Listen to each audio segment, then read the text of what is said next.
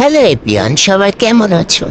আমি তো ভালো নাই গরমের ভিতরে। বাংলাদেশে যে গরমের অবস্থা, তো আজকে আমরা হইতাছে যাব গেডিন আর সুইজারল্যান্ডে। তো আজকে চলো যাওয়া যাক। তো গাইস, এখন হইতাছে আমরা ম্যাজিক করে আসে পড়লাম সমুদ্রের পাড়ে। এখন এখানে নামবো, আসে পড়ি কোনো আয় হয় এখানে কি আমার পিসের দুটা বেড়াও আসে পড়তেছে।